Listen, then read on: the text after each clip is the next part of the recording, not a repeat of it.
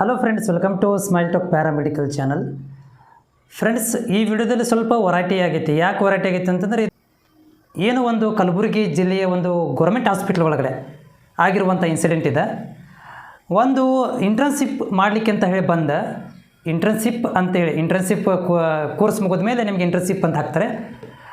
ಈ ಒಂದು ಕ್ಯಾಂಡಿಡೇಟ್ ಏನು ಮಾಡ್ತಾನಪ್ಪ ಅಂತಂದರೆ, ಇಂಟರ್ನ್ಶಿಪ್ ಅಂತ ಬಂದು ಅಲ್ಲಿ ಇಂಟರ್ನ್ಶಿಪ್ಪನ್ನು ಕಂಪ್ಲೀಟ್ ಮಾಡಿಕೊಂಡು ಮತ್ತು ಯಾವುದೋ ಒಂದು ಪರಿಚಯದ ಮೇಲೆ ಬಂದು ಅಲ್ಲಿ ಜಾಯ್ನ್ ಆಗಿ ಆ ಬ್ಲಡ್ ಸ್ಯಾಂಪಲನ್ನು ಕಲೆಕ್ಷನ್ ಮಾಡ್ತಿರ್ತಾನೆ.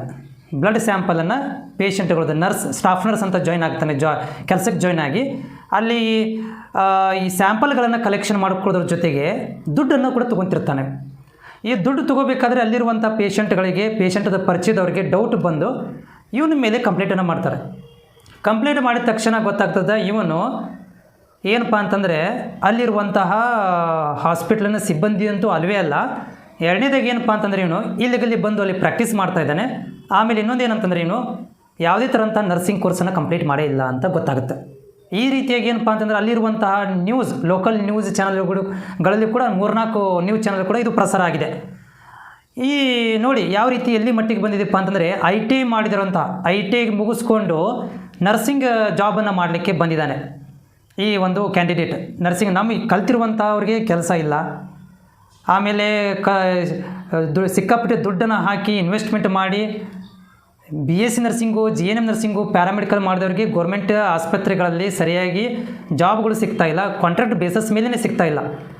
ಇಂಥ ಒಂದು ಕಂಡೀಷನ್ ಒಳಗಡೆ ಈ ಕ್ಯಾಂಡಿಡೇಟ್ IT ಮುಗಿಸ್ಕೊಂಡು ನರ್ಸಿಂಗ್ ಜಾಬಿಗೆ ಬಂದಿದ್ದಾನಪ್ಪ ಅಂತಂದರೆ, ಅಲ್ಲಿರುವಂತಹ ಸಿಸ್ಟಮ್ ಯಾವ ರೀತಿಯಾಗಿರ್ಬೋದು, ನಮ್ಮ ಒಂದು ಸಿಸ್ಟಮ್ ಯಾವ ರೀತಿಯಾಗಿ ಆಗಿದೆ ಅಂತ ನಾವು ಯೋಚನೆ ಮಾಡಬೇಕಾಗಿರುವಂಥ ಪರಿಸ್ಥಿತಿಗೆ ಬಂದುಬಿಟ್ಟಿದೆ. ಈಗ ಕಲಿತವರೆಲ್ಲರೂ ಮನೇಲಿ ಕೂತ್ಕೊಂಡ್ಬಿಟ್ಟಿದ್ದಾರೆ.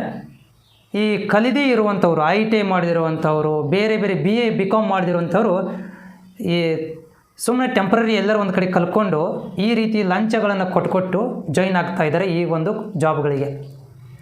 ಈಗ ಅವನು ಸಿಕ್ಕಾಕೊಂಡಿದ್ದಾನೆ. ಪೊಲೀಸರ ಹ್ಯಾಂಡ್ರು ಕೂಡ ಮಾಡಿದ್ದಾರೆ. ಅವನು ಹೇಳ್ತಾ ಇರೋದೇನಪ್ಪ ಅಂತಂದರೆ, ಇಲ್ಲ ನಾನು ಜಸ್ಟ್ ದುಡ್ಡು ಕಲೆಕ್ಟ್ ಮಾಡ್ಕೋಬೇಕಾದ್ರೆ ನನಗೆ ಹಿಡಿದಿದ್ದಾರೆ, ತಪ್ಪದು, ನಂದು ದುಡ್ಡು ಕಲೆಕ್ಟ್ ಮಾಡಬಾರ್ದಿತ್ತು, ನಾನು ದುಡ್ಡು ತೊಗೊಂಡಿದ್ದೀನಿ, ತಪ್ಪಾಗಿದೆ ಅಂತ ಒಪ್ಕೊಂಡಿದ್ದಾನೆ.